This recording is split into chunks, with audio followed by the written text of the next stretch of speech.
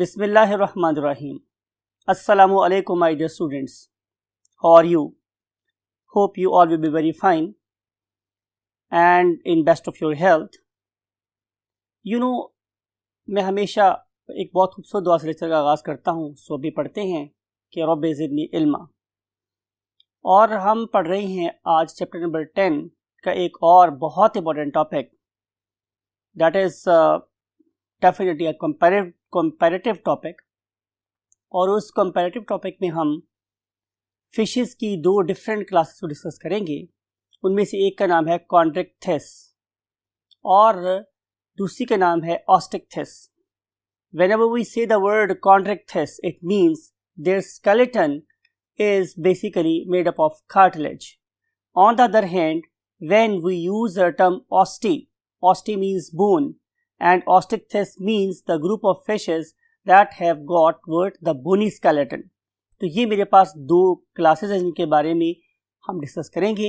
इनके फीचर्स, इनकी खूबियाँ डिस्कस करने के लिए let's move to the white board.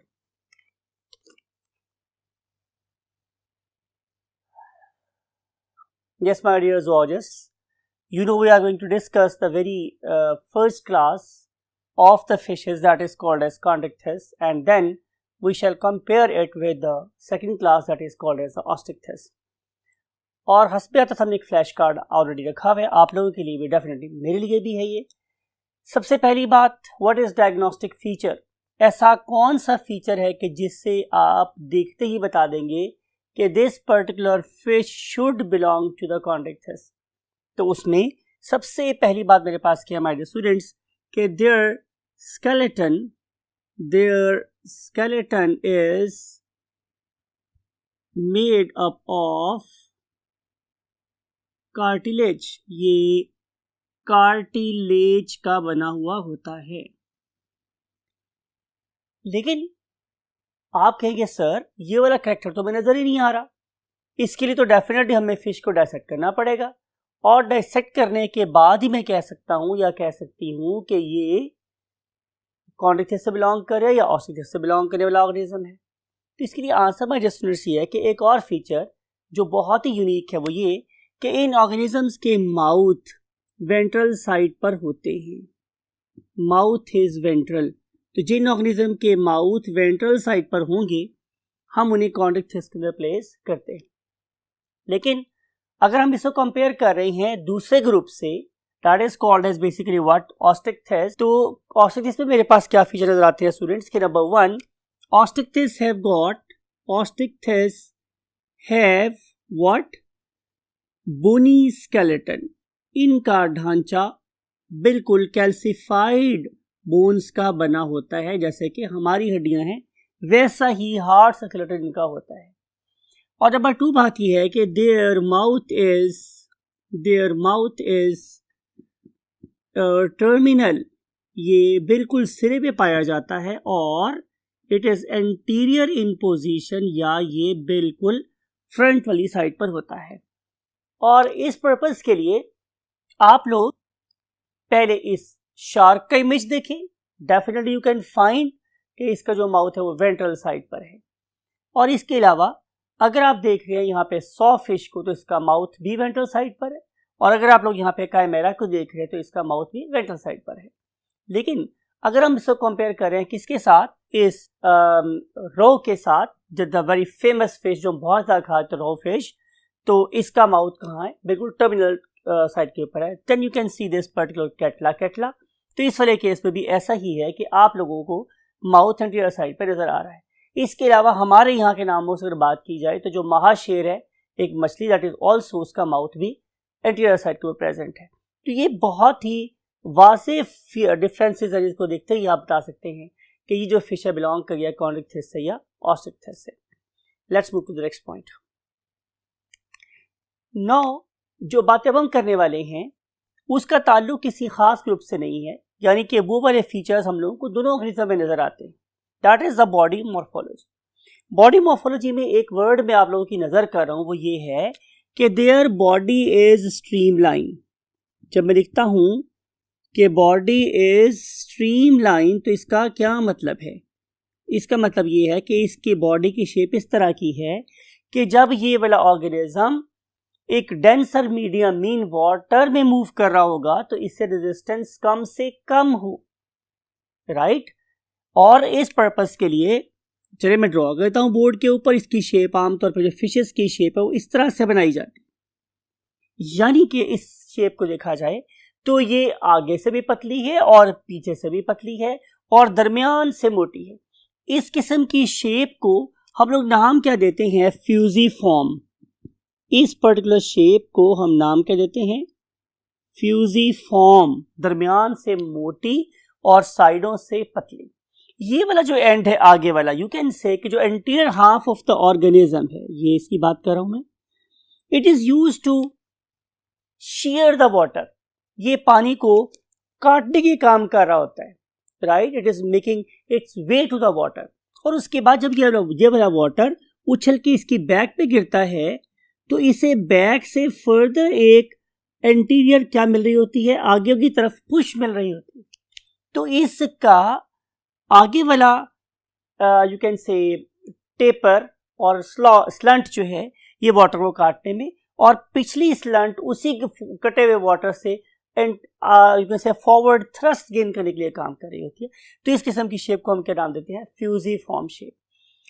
इसके अलावा जो बात आपको माइंड में रखनी है वो ये कि अल्लाह रब्बुल इज्जत इन ऑर्गेनिज्म की बॉडी को स्ट्रीमलाइन बनाने के लिए इन ऑर्गेनिजम्स की बॉडी को दो तरीकों से प्रेस भी कर सकते हैं, कंप्रेस भी कर सकते हैं। उनमें से एक वे मेरे पास क्या है, उसे हम लोग नाम देते हैं लेटरल कंप्रेशन। हम बोलेंगे कि बॉडी इज लेटरली कंप्रेस्ड, यानी कि आप ये इमेजिन करें कि ये आप लोगों के पास एक सर्कल है, राइट। अगर मैं इस पर्टिकुलर सर्कल को साइडों से प्रेस करूं तो ये वाला सर्कल एक बाई कॉनकेव लेंस की तरह से हो जाता है। तो same is the you can से मॉर्फोलॉजी ऑफ डिफरेंट फिशेस, यानी कि इनकी शेप हो जाएगी कुछ ऐसी।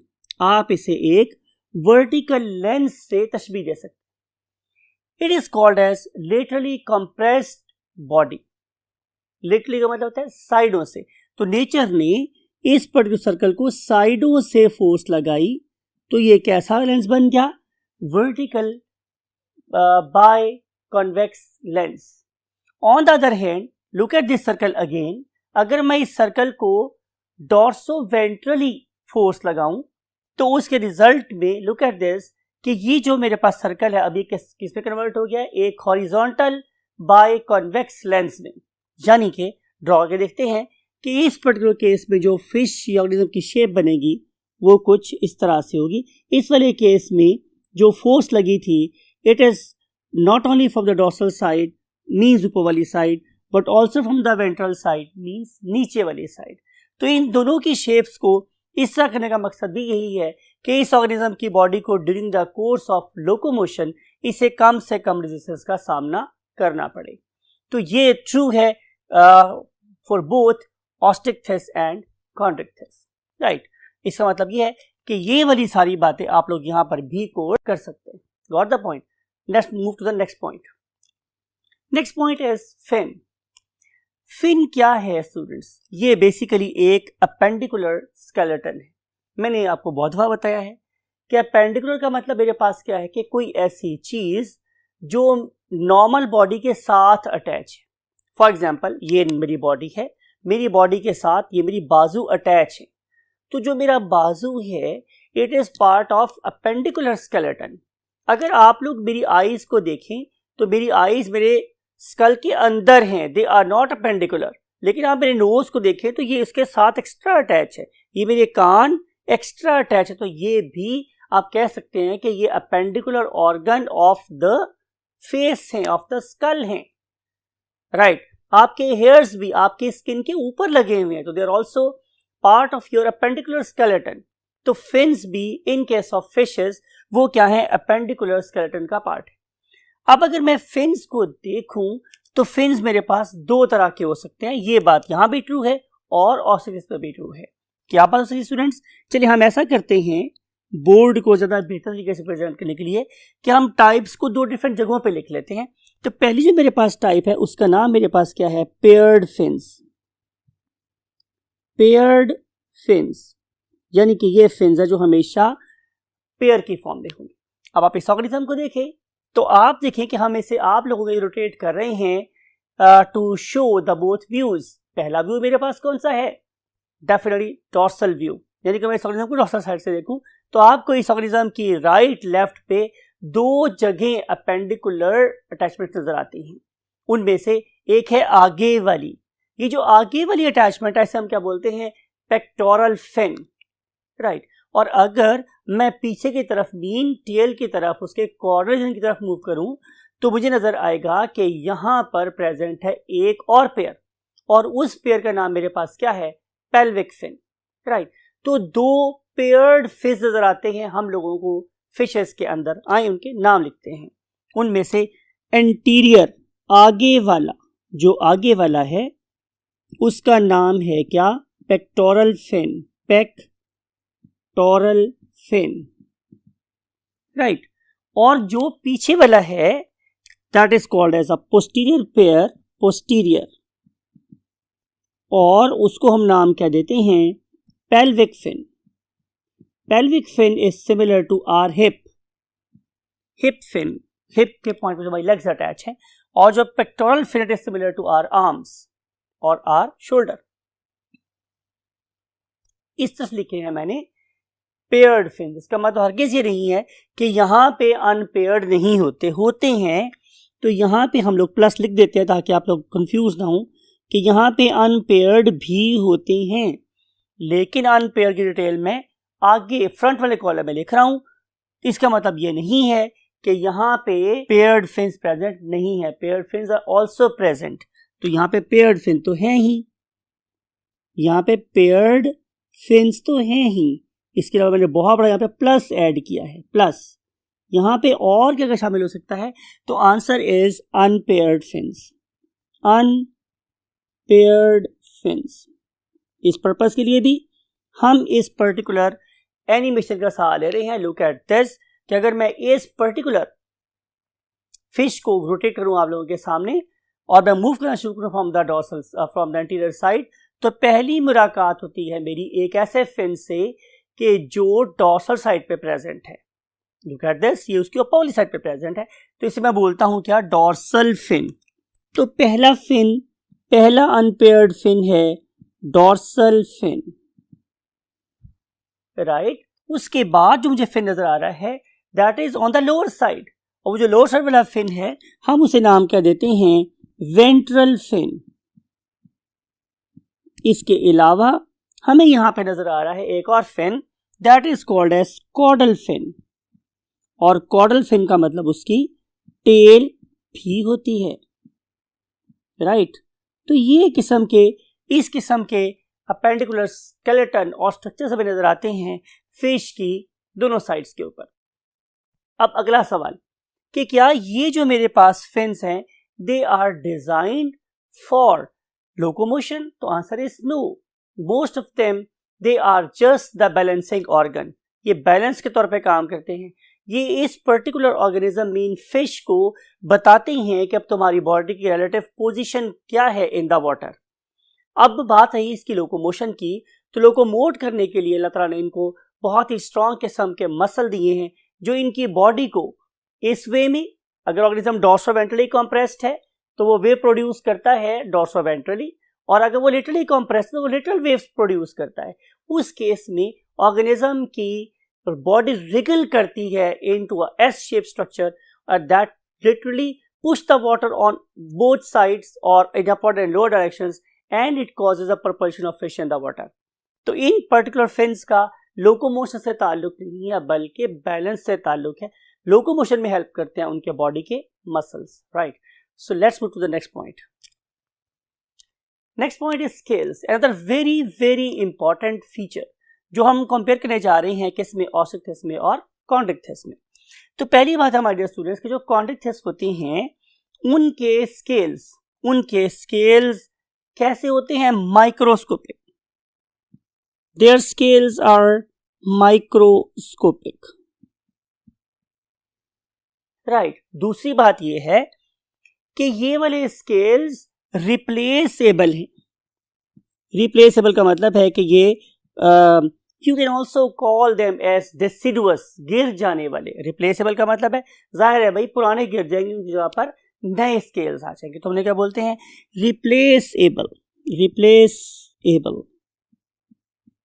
राइट। अब अगर फॉर एग्जांपल ये मेरे पास एक डॉग फिश है, इसको हम नाम कहते हैं स्कोलियोडॉन साराकोवा। इस स्कोलियोडॉन साराकोवा को देखिए तो आपको पता चलेगा कि अगर मैं इस ऑर्गेनिज्म के माउथ वाले एंड से इसके ऊपर हाथ फेरूं टुवर्ड्स द कॉर्डल एंड, तो मुझे किसी किस्म की कोई रेजिस्टेंस नजर नहीं आती। लेकिन on the other hand look at this कि अगर मैं इसको हाथ फेरूं कहां से, कॉर्डल एंड से हेड वाले एंड की तरफ और सेफेलिक एंड की तरफ, तो फिर मुझे अच्छी खासी रेजिस्टेंस फील हो रही है। मुझे महसूस है जैसे मैं किसी सैंड पेपर के ऊपर हाथ फेर रहा हूँ। ऐसा क्यों है? ऐसा इसलिए है कि इसके ऊपर definite microscopic scales are present and they are directed backward. Backward electronic reason यही है कि इन्हें कम से कम रेजिस्टेंस हो while carrying out locomotion in the water. लेकिन स्केल्स होने से जरूरी है because they give protection, right, from any sort of, from the enemies and from the abrasive damage of the water, etc. etc. तो इनके पास constantly replaceable microscopic scales present होते हैं और इन्हें हम लोग नाम देते हैं स्टूडेंट्स क्या, प्लेकॉइड स्केल्स। इन्हें हम नाम क्या देते हैं स्टूडेंट्स, प्लेकॉइड स्केल।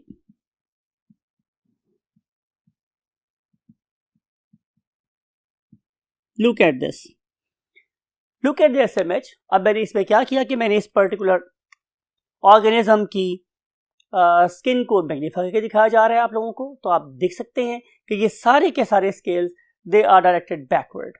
और दूसरा तरीका इनको देखने का और ये भी होता है कि हम इन ऑर्गेनिज्म की स्किन को लें, इन्हें हम एक एसिड बेसिक सोल्यूशन में हम इन्हें बॉयल करें कुछ सम टाइम के लिए, और उसके बाद जो सोल्यूशन मेरे पास बने मैं उस सोल्यूशन की स्लाइड्स बनाऊं, तो मुझे आप लोगों को दिखाने में कि ये स्केल किस तरह के होते हैं, कैसे कैसे एग्जिस्ट करते हैं in independent form, no problem at all. Look at this particular image, यहाँ पे आप लोगों को इंडिविजुअल स्केल्स भी नजर आ रहे हैं। So this is architecture of God regarding what chondrichthyes. अब हम चलते हैं और देखते हैं कि हमारी ऑस्टिक्थिस में किस किस्म के स्केल्स प्रेजेंट होते हैं।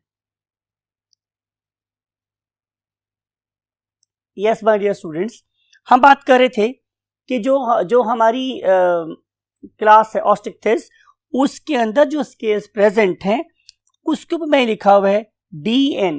इसका मतलब है कि they do not shed off, means कि जैसे हमने प्रीवियस क्लास में देखा था कि उनके स्केल मुसलसल उतरते रहते हैं, तो यहाँ पे ऐसा नहीं होता, तो इनके scales do not shed. DN का मतलब है कि डू नॉट शेड, ये नहीं गिरते, डू नॉट शेड ऑफ, ये गिरते नहीं है। Rather grow with the age, बल्कि मैं वर्ड लिख रहा हूं यहां पे rather grow with the age, उम्र के साथ साथ ये बड़े जरूर होते रहते हैं। बिकॉज कि जब ऑर्गेनिज्म छोटा था तो उनकी बॉडी का सरफेस एरिया छोटा था, तो उसके लिए छोटे साइज के स्केल्स काफी थे, लेकिन जब जब उनका साइज बड़ा हुआ तो उनकी बॉडी को कवर करने के लिए साथ साथ स्केल्स भी बड़े होते चले गए। दैट्स वाई कि इन ऑर्गेनिजम्स के स्केल्स कैसे होते हैं, macroscopic. Whenever we use the term macro, इसका मतलब होता है बड़ा, ठीक है। तो these scales are basically macroscopic, और यू कैन सिंपली से कि these are visible to the naked eye, ये नेकेड आई से भी आपको नजर आ सकते हैं। यू कैन से जैसे हमारी बहुत फेवरेट मछली है रोहू, जिसे हम बहुत ज़्यादा शौक से खाते हैं, इसमें आप लोगों को बड़े वाज़ेह तौर पे स्केल्स नज़र आ सकते हैं। Look at the beauty of the nature. हमारे पास इन पर्टिकुलर स्केल्स की मींस मैक्रोस्कोपिक स्केल्स की कितनी टाइप्स प्रेजेंट है स्टूडेंट्स? 3 टाइप्स प्रेजेंट होती हैं। उनमें से एक का नाम है ग्नॉइड, GNOID, ग्नॉइड स्केल्स। एक का नाम है मेरे पास साइक्लॉइड स्केल्स, और तीसरी किस्म की जो स्केल्स हैं उन्हें हम लोग नाम देते हैं ctenoid scales.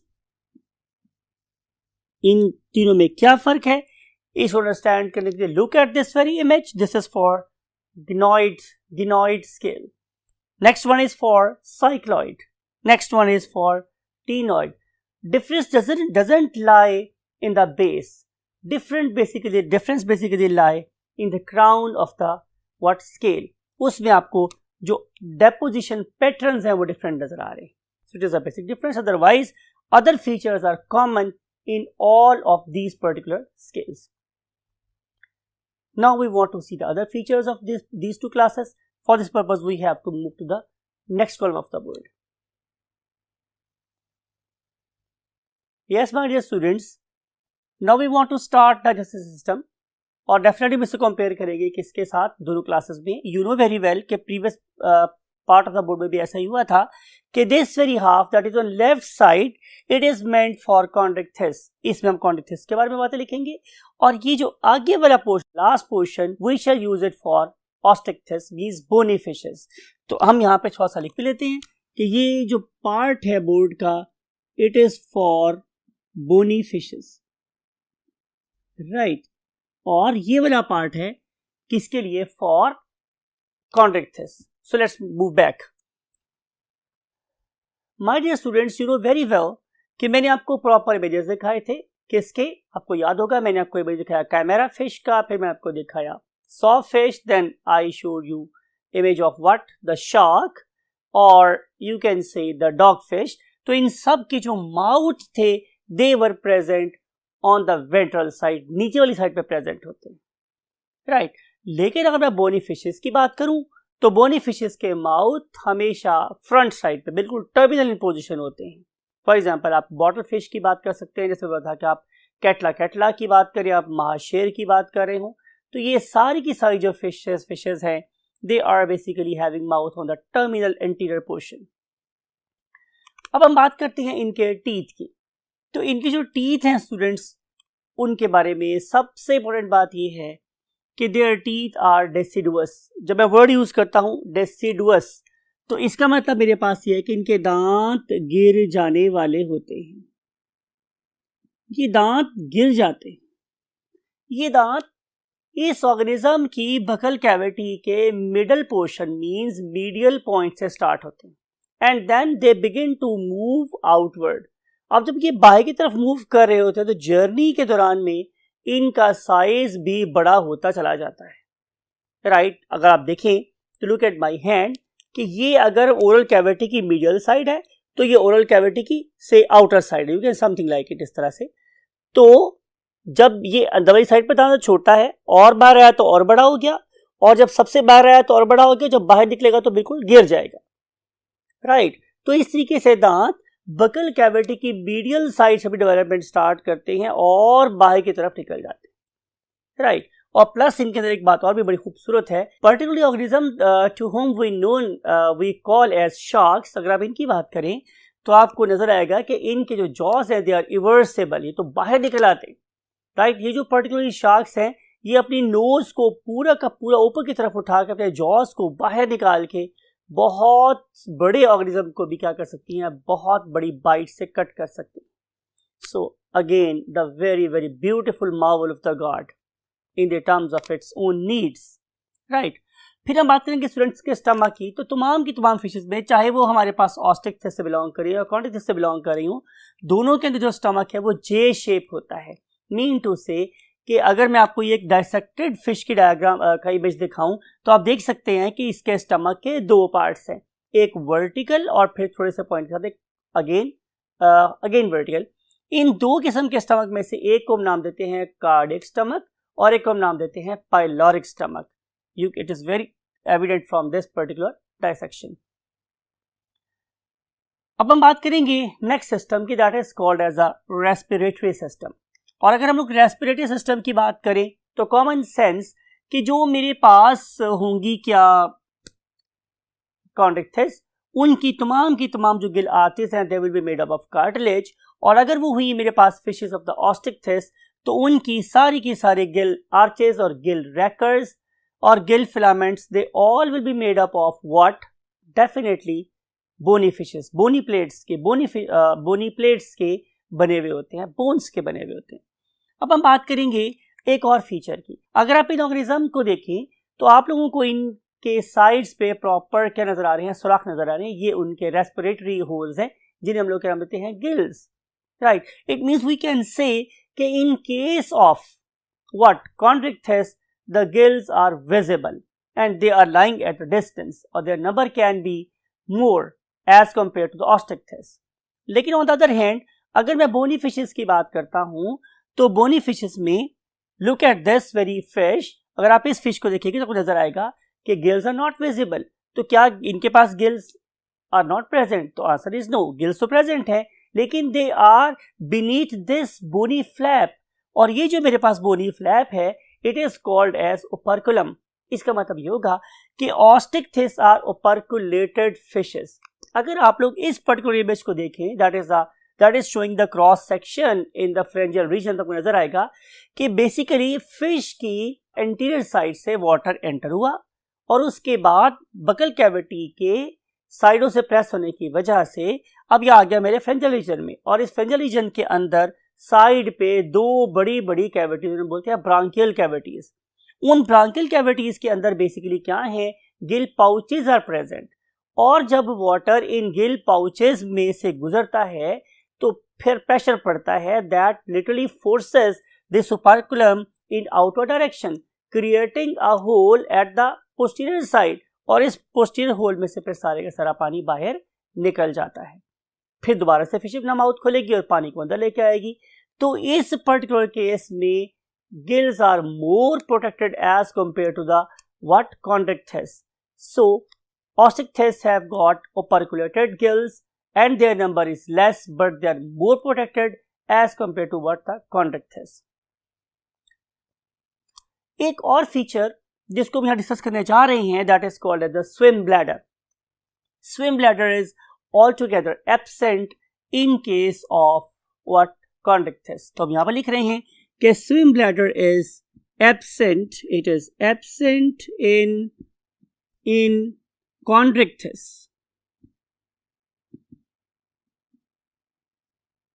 It is absent, it is not required, right?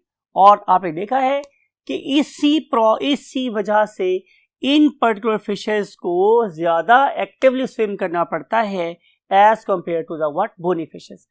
आए हम लोग बोनी फिशेस की बात करते हैं। तो in case of bony fishes look at this particular you can say organism, हम इस ऑर्गेनिज्म के अंदर पीप करके देख रहे हैं तो हमें नजर आएगा कि इसके डाइजेस्टिव सिस्टम के पैरेलल के साथ साथ नेचर ने दो बैलून्स रख दिए।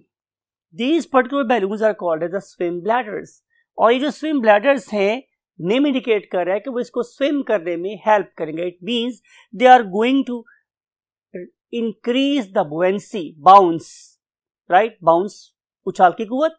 तो ये उस पर्टिकुलर फिश पे उछाल की कुव्वत को बढ़ा देते हैं। अब सवाल ये है कि उछाल की कुव्वत कैसे बढ़ेगी? Answer is very simple, right. अगर किसी तरीके से मैं इस पर्टिकुलर फिश का सरफेस एरिया बढ़ा दूं, राइट, मींस वॉल्यूम को इंक्रीज कर दूं, तो जाहिर है ये फिश उतने ही मैस के लिहाज से क्या हुई, हल्की हो गई। मैस चीज नहीं हुआ लेकिन इसका मैंने वॉल्यूम बढ़ा दिया। How I can increase the volume? Definitely by inflating its you can say belly. अगर मैं इसकी बैली को, इसके ट्रंक को किसी तरीके से मोटा कर दूं, फुला दूं, स्वेलअप करवा दूं, तो जाहिर है क्या होगा कि इसका वॉल्यूम बढ़ जाएगा, मैस उतना ही रहेगा। उसके रिजल्ट में इस पे बुओयंसी बढ़ जाएगी और आसानी से it can flow to the top of the water, right. सवाल ये है कि इस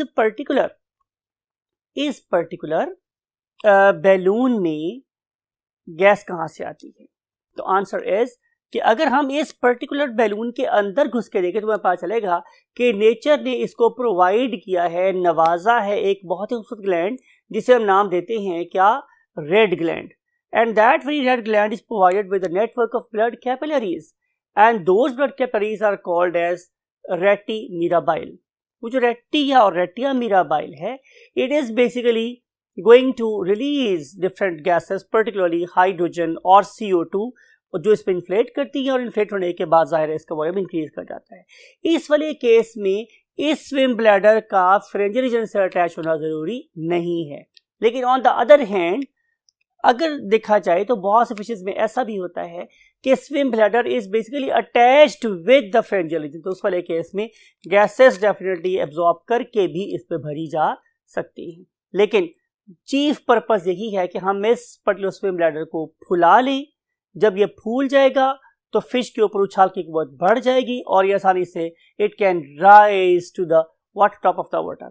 on the other hand when this particular fish want to go into the deeper water, तो क्या करेगी कि इस पर्टिकुलर टैंक को ये इवैक्यूएट कर देगी। जब इवैक्यूएट करेगी तो डेफिनेटली इस फिश का वॉल्यूम कम हो जाएगा, मैस उतना ही रहेगा, उछाल की कुव्वत कम हो जाएगी और ये क्या करेगी, it can sink to the deeper you can say levels of the ocean. इसका एक थर्ड एडवांटेज भी है कि ये अपनी इस पर्टिकुलर बैलून की इन्फ्लेशन के लेवल को कंट्रोल भी कर सकती है। मीन टू से कि जब चाहे और जितना चाहे गैस को निकाल सकती है और भर भी सकती है। इसका मतलब ये होगा कि ये ओशन में भी किसी खास लेवल पे अपने आप को एडजस्ट भी कर सकती है, be up to 100 feet down और 50 फीट डाउन और 150 फीट डाउन वट एवर। तो ये अपने आप को एडजस्ट भी कर सकती है by controlling the volume of what swim bladders in it. So nature ने इसको बहुत ही खूबसूरत डिवाइस से नवाजा हुआ है, that is called as a swim bladder.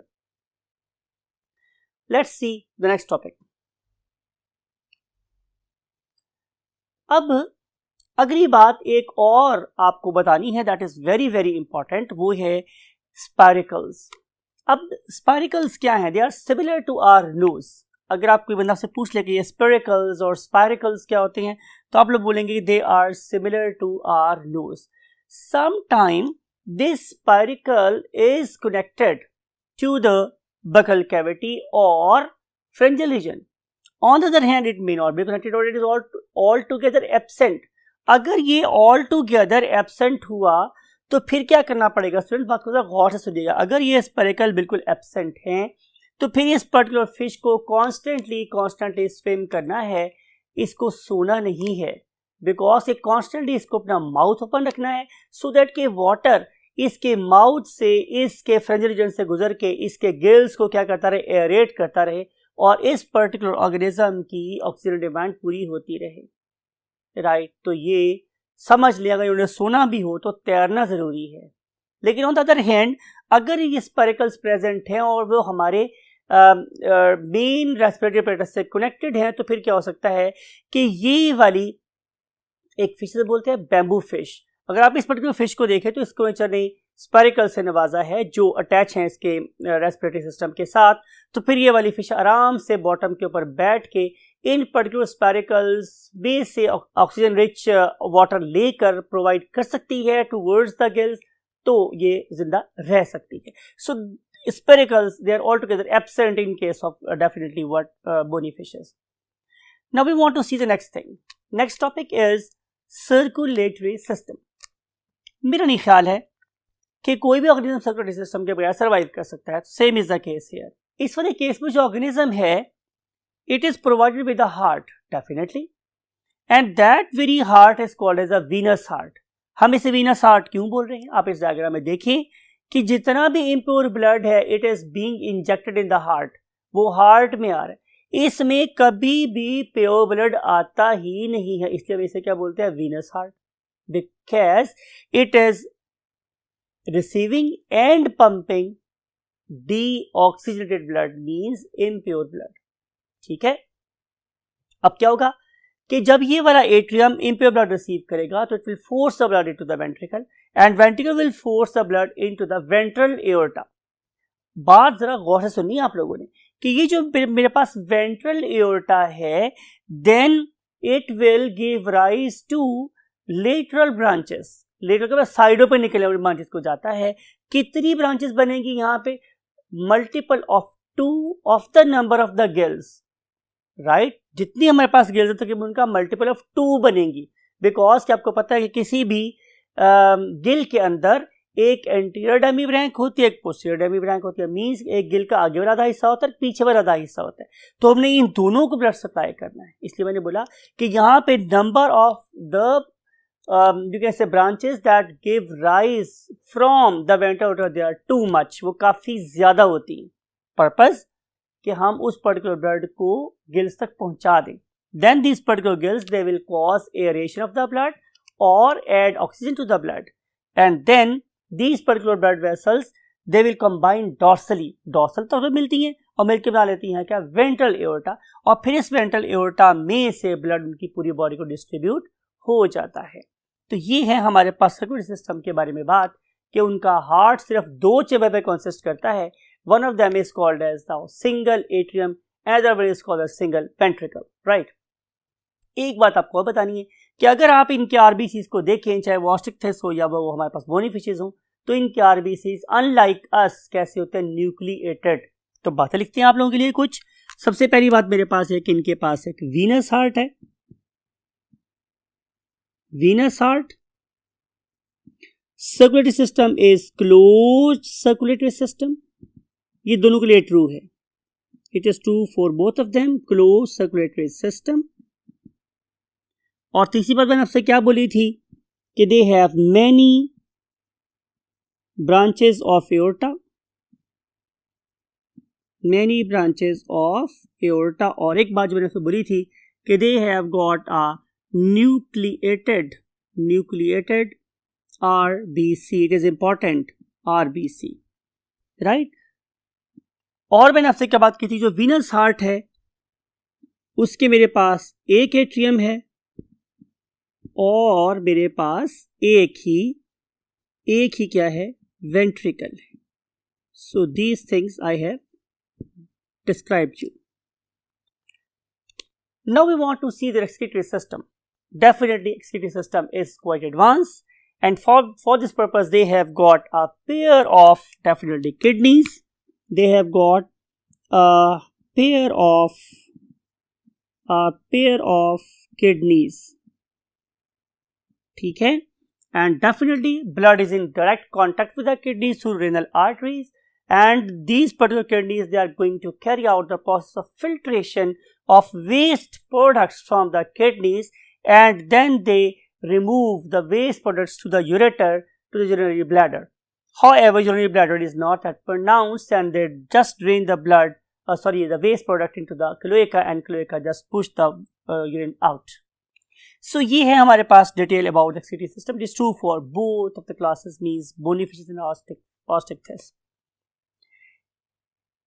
Now we want to see the next thing, that is the nervous system. Yes, they belong to the group that is called as a vertebrata, और vertebrata भी लोग इसे बोलते हैं। और इस particular case में they do have what a very pronounced, very conspicuous brain, and that has got an extension that is called as a vertebral column और सिंपली द बैकबोन। और इसके अंदर प्रेजेंट होते हैं डेफिनेटली इनका क्या, स्पाइनल कॉर्ड वगैरह। लेकिन आप लोगों को जो यहाँ पे याद रखनी है, जो आपको एक नंबर दिला सकती है, वो ये है कि इनके पास 10 पेयर्स ऑफ नर्व्स होते हैं। They have got 10 pairs of cranial nerves. I think कि आपको ये बात पता है कि वो वही नर्व जो हमारे ब्रेन से निकलती हैं उन्हें हम लोग नाम क्या देते हैं, क्रेनियल, और जो हमारी वर्टिब्रल कॉलम से निकलती हैं उन्हें नाम देते हैं स्पाइनल। तो यहाँ पे निकलती हैं क्रेनियल नर्व्स, कितनी, 10 pairs. Can you guess how many cranial nerves are there in your body? Perfect. 12. We have got 12 pairs of cranial nerves, and these particular fishes have got 10 pairs of cranial nerves. Now we want to see the last topic of the day, and last topic is reproductive system. तो इस वाले case में हमें जो चीज़ें consider करनी है वो ये हैं कि यहाँ पे टाइप ऑफ सेक्सेस कौन से हैं, गोनेड्स कहाँ हैं, किस तरह के हैं, कितनी हैं, एग्स कितनी हैं, फर्टिलाइजेशन कैसी होती है, डेवलपमेंट की टाइप कैसी है, and finally we will see the examples. First of all, type of sexes. तो यहाँ पे हमारे पास हर्माफ्रोडाइट फिशेस नजर नहीं आती। यहाँ पे हम लोगों को हमेशा मेल ऑर्गेनिज्म और फीमेल ऑर्गेनिज्म डिस्टिंक्ट नजर आते हैं। However, very conspicuous sexual dimorphism is not there. इसको हम समझते हैं फोर्थ कॉलम।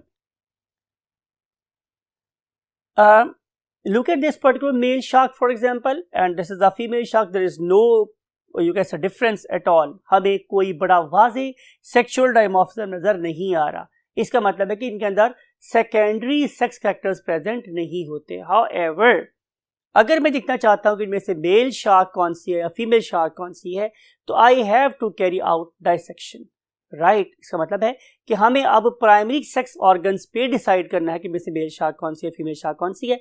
तो जब मैंने डाइसेक्ट किया तो पता चला कि इनके पास पेयर्ड गोनेड्स हैं, यानी कि अगर टेस्टिस है तो वो भी पेयर की फॉर्म में है, और अगर फीमेल में ओवरीज है तो वो भी पेयर की फॉर्म में प्रेजेंट है। They have got paired gonads, right. And next, now we want to see another thing कि क्या सारी फिश के बारे में ये बात सही है, तो आंसर इज नो। बहुत सी फिशेस में हमें एक कपुलेटरी ऑर्गन नजर आता है that forms due to union of the two semi circular tubes attached with the pelvic fin. जब ये दो पेल्विक फिन्स आपस में मिल जाते हैं तो उनके मिलने से एक ट्यूब बन जाती है, that is called as a copulatory organ that acts as a penis, और हम उसे नाम कह देते हैं क्लैस्पर। तो जिन ऑर्गेनिज्म के साथ क्लैस्पर अटैच होगा that is a male fish, और जिसपे क्लैस्पर अटैच नहीं होगा that is a female fish, जिसे मैंने बोला कि it is not true for all the organisms. इससे हमें एक और बात भी पता चलती है कि इस वाले केस में जिनके पास क्लैस्पर होगा they will carry out internal fertilization, और जिनके पास क्लैस्पर नहीं होगा वो डेफिनेट एक्सटर्नल फर्टिलाइजेशन करेंगे। तो यहाँ पता चल रहा है कि फिशेस वाले केस में कुछ ऑर्गेनिजम्स क्या करते हैं, फर्टिलाइजेशन करते हैं इंटरनल, और कुछ करते हैं एक्सटर्नल।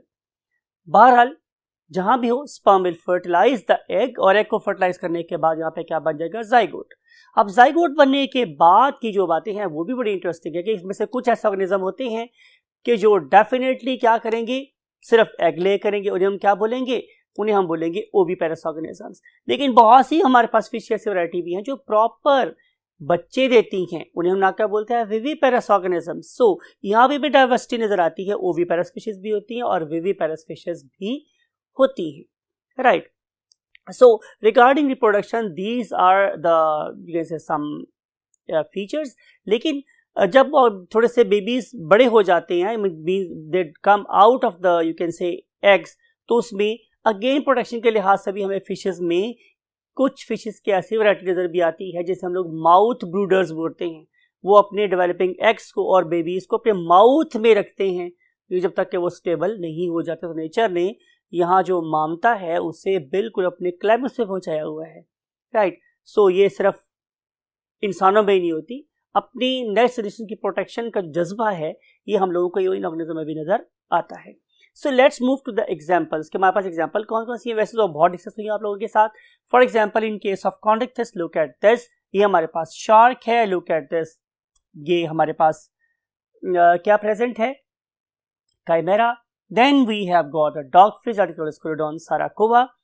और अगर हम तीन एग्जांपल देखना चाहें, जैसे मैंने बोला कि रो है हमारे पास, then we have the catla and then we have got for example the mahseer. तो ये हमारे पास कुछ एग्जांपल थी जो यहाँ पे हम कोट कर सकते हैं। इसके अलावा जैसे मैंने जिक्र किया आप लोगों से सॉफ्ट फिश भी एग्जांपल हो सकती है, फिर हमारे पास ईगल फिश की एग्जांपल दी जा सकती है, फिर हमारे पास और डिफरेंट किस्म की फिशेस की एग्जांपल भी हैं, those are present in the oceans. तो उसके लिए आई वुड रिकमेंड कि आप सिर्फ बुक को ही कंसल्ट ना करें, आप लोग इंटरनेट पे बैठें और different types of fishes, these examples of Chondrichthyes oasis को भी स्टडी कर सकते हैं। So that's all from this topic, और कुछ इंटरेस्टिंग फीचर्स के साथ हम आप लोगों से मिलते हैं एनिमेशन के साथ। So let's move to the animation. Yes my dear students, इस एनिमेशन की वजह से हम आप लोगों को कुछ मोर इंटरेस्टिंग इन्फॉर्मेशन देना चाह रहे हैं। रिमेंबर, ये इन्फॉर्मेशन आपके सिलेबस का पार्ट है, इसे आप लोगों ने इग्नोर नहीं करना। हमेशा कहता हूं, मुमकिन है ये वो नंबर हो जो आपको मेडिकल में ले जाए, तो बातों को आप बड़ा गौर से ध्यान से सुनिएगा। सबसे पहली बात है कि हमारे डियर स्टूडेंट्स के इस पर्टिकुलर ग्रुप यानी फिशेस में हमारे वर्टिब्रेट्स का सेकंड लार्जेस्ट ऑर्गेनिज्म प्रेजेंट है। Can you name the very first one? Very first largest vertebrate is basically a mammal that is called as a blue whale. ये सबसे बड़ा वर्टिब्रेट। लेकिन अगर मैं बात करूं इन पर्टिकुलर फिशेस में, तो इनमें shark is the second largest organism on the face of earth, और इसकी हाइट भी, इसकी जो लेंथ है वो भी 50 to 70 फीट तक हो जाती है, जबकि लार्जेस्ट एनिमल की जो मीन्स वेल की जो लेंथ है इट इज अप्रोक्सीमेटली 98 फीट और you can say 100 feet. So second largest organism belong to the fishes. फिर अगर मैं बात इंटरेस्टिंग आपसे बात करूं तो ये जो हमारी वेल है, जैसे मैंने बोला था कि लुक एट दिस एनिमेशन, तो आप लोगों को यहाँ पे नजर आ रहा है कि ये वेल अपनी नोज को पूरी तरीके से लिफ्ट करके अपने जॉस को बाहर निकाल के भी अपने ऑर्गेनिज्म को बाइट कर सकती है. It is a very voracious organism. It has got certain sensors near the nose that can sense a drop of blood miles away, right. तो इस पर्टिकुलर यू कैन से फिश की ब्लड को या इंजर्ड लोगों को सेंस करने की एबिलिटी बहुत ज्यादा होती है, और ये वोरेशियस एनिमल कभी किसी ब्लीडिंग ऑर्गेनिज्म को माफ नहीं करता और उसे एनगल्फ कर जाता है. So next thing is other very important thing कि अगर हम चलते हैं नंबर 2 पॉइंट पर, कि यहाँ पे हमें दुनिया के बड़े अजीबो गरीब किस्म के ऑर्गेनिज्म भी नजर आते हैं. That basically belongs to the chondrichthyes, and these particular organisms are called as skates and rays. अब ये जो मेरे पास स्केट्स और रेस हैं, ये शक्ल के लिहाज से काफी मिलती जुलती होती है, लेकिन जो स्केट्स है वो आमतौर पे छोटे साइज की होती है, जो रेस है वो काफी बड़े साइज की होती है. अब दोनों में कॉमन क्या है कि इनकी जो पेल्विक गिर्डल है ये काफी बड़ा होकर बॉडी का फ्यूज होकर एक स्विमिंग अपरेटस बना देता है, राइट. तो इस पर्टिकुलर फिन की वजह से ही ये वाली फिशेज एक्टिवली क्या कर सकती हैं, समंदर में स्विम कर सकती हैं, राइट. फिर दोबारा रिपीट कर रहा हूं कि जो हमारी स्केट्स हैं वो स्मॉलर होती हैं और जो रेस हैं वो उसके मुकाबले पे काफी बड़े साइज की होती हैं. अगर आप देखें तो वैसे आप लोगों को इनके फिन्स की जो चौड़ाई है वो भी वेरिएबल नजर आती है.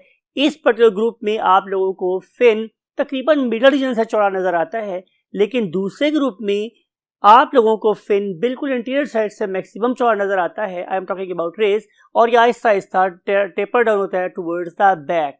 तो दोनों में ये एक फर्क भी है साइज के अलावा. अगर मैं बात कर रहा हूं कि इनकी रेस की, तो रेस की मेरे पास 2 टाइप्स होती हैं. उनमें से एक को मैं बोलता हूं stingray.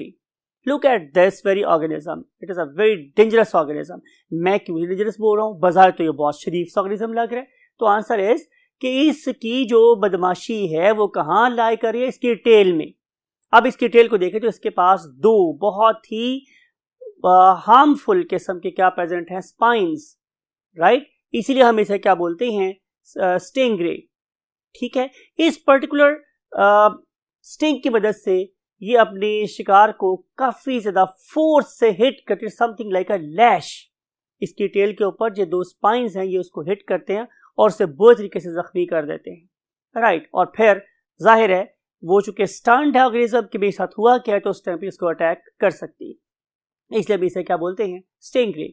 Other one is called as electric ray. अब इस ऑर्गेनिज्म को देखें तो इसके पास तो ऐसी कोई डिवाइस नहीं है जो हमें नजर आई थी किसमें, स्टिंगरे में, लेकिन इसकी जो प्रेडेशनल एबिलिटी है, it is basically lying in its pectoral muscles. इसकी जो पेक्टोरल मसल्स हैं they are basically lying on the ventral side. They are provide with electrical batteries, और ये इलेक्ट्रिकल बैटरीज 50 वोल्ट तक का करंट प्रोड्यूस कर सकती हैं, और 50 वोल्ट का करंट वाटर के अंदर किसी 220 वोल्ट के करंट के बराबर फील होता है. और जब ये शॉक किसी दूसरे ऑर्गेनिज्म को पहुंचाती है तो वो ऑर्गेनिज्म डेफिनेटली स्टन हो सकता है, बेहोश हो सकता है, मर सकता है, और फिर ज़ाहिर इसको प्रेडेट कर सकती है, राइट. फिर हम देखेंगे स्टूडेंट्स इसकी एप्लीकेशंस, क्योंकि क्या हमें इन पर्टिकुलर फिशेस से कोई फायदा हासिल हो सकता है. तो आंसर इज यस. आप इस पर्टिकुलर शिप को देख सकते हैं कि ये वाला शिप कितनी ज्यादा क्वांटिटी में समंदर में से मछलियां पकड़ रहा है. Why they are catching that much huge volume, it is not a bigger volume as compare to Artemis. यानी कि इंसानों की फूड की डिमांड पूरी की जाती है इस पर्टिकुलर फिश के साथ. तो हम भी बहुत ज़्यादा फिश खा रहे हैं, और दुनिया में और भी बहुत से लोग डिफरेंट साइज की फिशेस खा रहे होते हैं. तो बहुत छोटी सी फिश से लेकर बहुत बड़ी बड़ी फिश तक ये फूड का एक बहुत बड़ा सोर्स है. फिर नंबर 2 पे आ जाते हैं तो हम देखते हैं कि यहाँ पे आप लोगों को डिफरेंट फिशेस के स्किन से ऑब्टेन होने वाला लेदर और उससे बड़ी प्रोडक्ट्स भी नजर आ रही हैं. फिर हम चलते हैं नंबर 3 थिंग के ऊपर, जो कि एक बहुत ही वाइटल चीज़ है और दुनिया में बहुत ज़्यादा इस्तेमाल हो रही है, that is the vitamin A और डी. हम इनके लिवर में से पर्टिकुलरली एक होती है फिश, उसे बोलते हैं कॉड फिश. उस पर्टिकुलर कॉड फिश के लिवर में से हम एक ऑयल निकालते हैं, that is called as cod liver oil. आमतौर पे मार्केट में ये 7 C's कैप्सूल के नाम से भी अवेलेबल होते हैं, राइट. तो इस पर्टिकुलर ऑयल में बहुत रिच क्वांटिटी में प्रेजेंट होते हैं विटामिन ए और डी। तो ये कुछ एप्लीकेशंस थी जो आप लोगों को इस पर्टिकुलर ग्रुप से क्या करती है, नजर आती है। इसके अलावा भी आपको ये बात पता है कि नेचर इस किस्म के ऑर्गेनिज्म को, बड़े ऑर्गेनिज्म को क्यों प्रोड्यूस करती है, to keep the nature in balance. इसका मतलब ये है कि being predator and primary consumer, they are the very big source of what the ecology और the food chain. They are the very big. So that's it from this lecture, or from this you can say comparative study of the osteichthyes and chondrichthyes. I want to say you every best wish, and I want कि आप अपनी मंजिल जरूर gain करें। दुआ पे जब भी हो हमें भी याद रखिएगा, अपने पेरेंट्स को भी याद रखिएगा, और ख़ास तौर पर उनका बहुत ख्याल रखें। With this comment I want to say you Allah Hafiz.